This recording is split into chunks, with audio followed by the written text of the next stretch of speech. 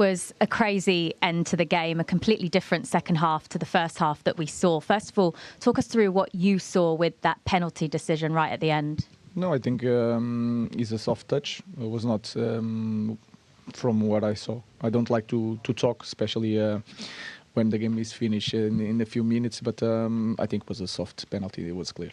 Are you pleased with the point?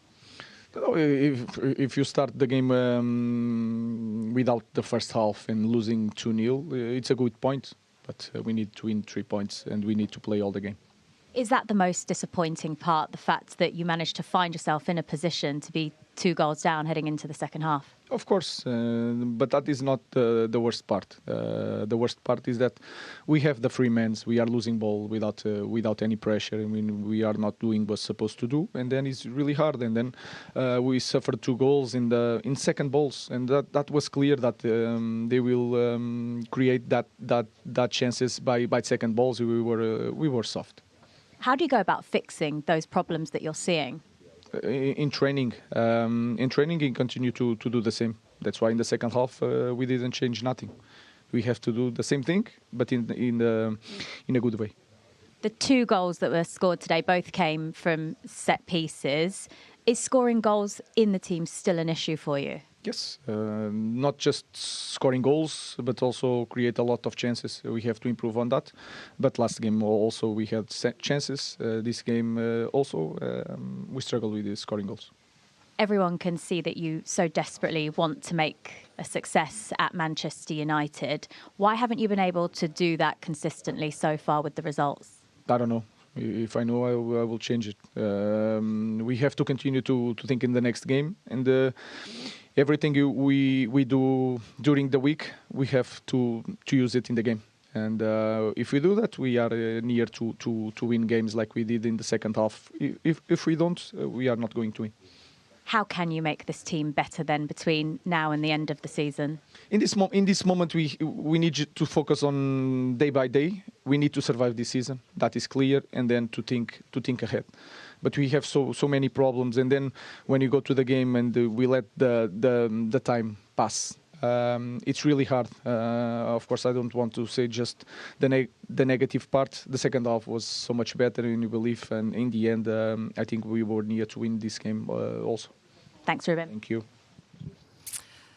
Ruben Amorim saying if he knew the answers to how to turn this around, he would be doing it, Rio. But also that they need to play the whole game. Did you only see decent Man United play for about 15, 20 minutes there? Yeah, and up until they scored, they looked like a broken team. They looked like a team that mentally looked broken. They looked scared. They looked scared to take the ball. They looked scared to pass the ball to teammates. They looked scared to take any risks.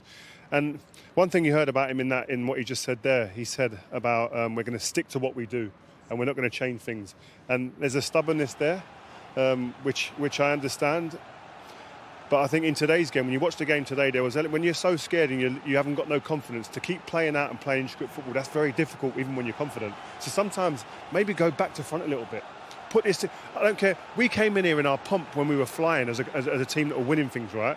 And we used to have to change a little bit of details. Not a whole philosophy or a whole identity, but for moments in the game, you do something a little bit different. And then you feed your way into the game and then go back to actually what makes you a great team, or your philosophy that you live and die by. But there are times in games where I think managing moments where you go, we're going to do something different to get us up the pitch, to put Everton on the back foot maybe. You've got Højlund up front. Never run into the channel once. But the ball's not going in there to tell him to go in there, and he's not running in there. Xerxes the same. And I think you can't just... I think there's moments in games when you go to certain places in this country. I know he's inexperienced in this country, he doesn't know yet, but you come into places like this, that it demands you to sometimes do different things. And that's football. That's not going away from who you are. It's just momentarily maybe you do that to get a foothold in the game. So did he get the starting lineup wrong? Because the subs obviously help, but did that starting lineup not even look right on paper? Duncan. Man United? Yeah. Well, he only made one change, I think, didn't he, for the last game? I don't think it was nothing to do with the starting lineup. I know the subs come on and made a bit of a difference, but they encouraged Everton to come on top of them. So the first 5 or 10, 15 minutes of the game, you know what's going to happen against Everton. They're going to press you. They're going to put you under pressure. What did Man United do? They played short. They played short balls, and Everton smothered them. They smothered them and never gave them any breathing space. And Man United never adapted their play. You've got to go the other way sometimes. And as Rio was saying in there, in the first half particularly, they never once turned Everton's back line. Everything was towards the ball, and Everton smothered them. And they were more aggressive as well, Everton. So Man United definitely need to mix it up much more. I think the manager's shown a little bit of inexperience in the British game, coming to Goodison. In these circumstances, you've got to turn Everton's defence. They never did that. They encouraged Everton to smother them. That penalty decision. No. The referee said the hand was very close from the body, so there's nothing to do with that. We had our chances in the second half, but the problem is we start the game too late. We gave it away in the first half. I think we didn't have enough movement. We were too static, and it was difficult to create some situations. We did create with some 1-2s and stuff like that, but we need to start the games better. We know that. We spoke in the half-time that we can, every time that we concede a goal and we are down, it's the only time when we start and we think that, now we can take a little bit more risk, now we can go forward, now we can pass forward. We need to start the game like that because we are in a situation where we have to win games and create chances to score goals. It was a fight back, though. You've managed to come away from Goodison Park with a point. What was the key to turning the game around? Oh, to stick to the plan. That's what the manager was very upset with us. To try to stick with the plan that we had during the season, to make it work. Even if the things were not going well, we have to stick to what our ideas are. And that's what we did in the second half with much more freedom, much more movement. But as I said, we are 2-0 down. You have nothing to lose. So you start to get more into the game. But Still just 15 points from a possible 45 under Ruben Amorim. Are you as players feeling like you're making any improvements? No, of course you feel it, but the results don't say that. And obviously this club is all about results, and we know that. We are aware of that. We need to be aware of the position we are in the table, and you have to do much more. We have to do much more all together. Me for first. Everyone has to lift the standards of each other and try to push each other to end the season in the best way possible. Brilliant free kick, and today you're the player of the match. Well done. Thank you very much.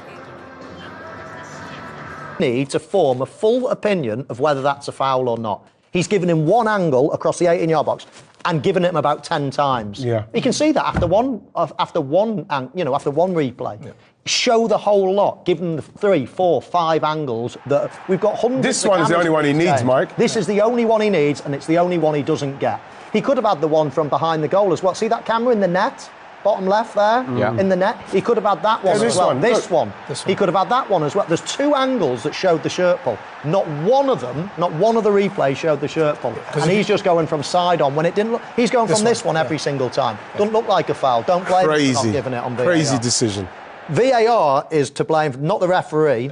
Not the referee at all. The VAR didn't give him the right angle. Who's on VAR? That's who's to blame. Look, if he saw all of those, he clearly wouldn't have said that that's a clear and obvious error. It's a penalty, so. And listen, it was a really exaggerated dive by Ashley. Let's get it right. It was the worst dive ever. He's pulled his shirt and his legs have gone over. It was the worst dive ever. But Ashley Young is amazing at it. So whether it's a penalty or not, I'm sort of still debating. It was a tiny tug. Was it a pen? Was it or not? What I'm most disappointed at is the referee hasn't been given the clearest angles to make an informed decision. That's what's got my goat. OK, and we can tell that. And if he'd seen that particular angle, you would think he wouldn't deem that clear and obvious. When we saw that, because like we said, we thought the dive was really acrobatic. But like when we saw this, we thought, once he sees this. If you're sent to the monitor and see this, which he didn't, you stay with your decision, righty, do you? Probably, yeah. You would, because when you look at it from that angle, like Tim said, even Harry Maguire's hands around him, it doesn't look like it's nowhere enough to make Ashley react like he did. But those two, Ashley's felt the pulls, and that's why he's gone down. Do you know what would have happened, righty, is he wouldn't have gone to the monitor. VAR didn't see that. Yeah. And so VAR would have looked at it and thought, shirt pull, then, OK, if that's what you've thought, then they wouldn't have even sent. How haven't they seen that when we've seen it? I can't believe that. He just kept looking at the same angle. I'm like, please, show the next one, show the next one. And 10 replays later, same one, and they've not even... And then 30 seconds later, we've started watching the game again, and all of a sudden, This is what they said. They just kept showing this. He just kept watching this and watching it again and watching it again. It's like, yeah, I've seen it once. Now show me 2 or 3 different angles. Didn't show it at all. Wow.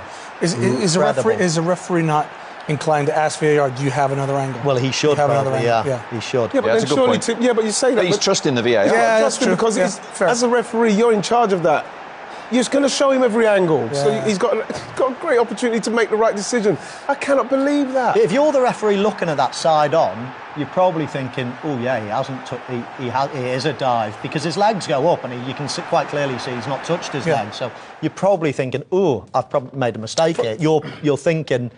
Yeah, you know, from that angle that the referee saw, you couldn't see De Ligt pull him, and the foul was on De Ligt. So, which makes me believe that the referee didn't give the penalty for shirt pulling.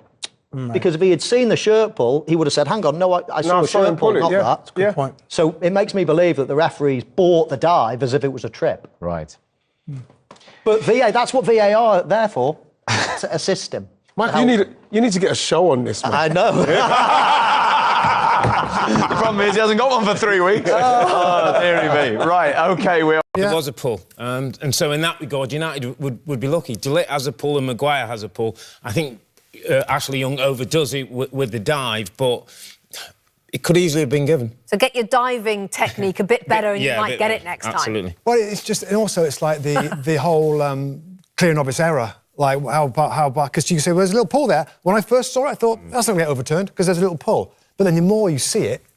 And the pull doesn't warrant the fall, does it? It doesn't, but there's still a little pull. But there is a pull, It's borderline. Yeah. Could have gone either way. And do you think, chaps, that the referee being told, go and have a little look at it... That seems to put more pressure on... He then puts pressure on himself to change his decision. Maybe change his first decision, but I could easily have seen how that could have stood and Everton could have had a penalty kick. From the positives from Ruben Amorim to take away from that, at half-time there were none. I think it's fair to say you guys were discussing it. Yeah. Now, what are the positives for Amorim? Well, that being said about the first half, I thought Patrick Dorgu showed signs on that left side, a natural left wing-back, a few crosses, weren't always great balls in, but we saw it first half and second half that he gets in behind. That looks better. Little pockets of the team look better.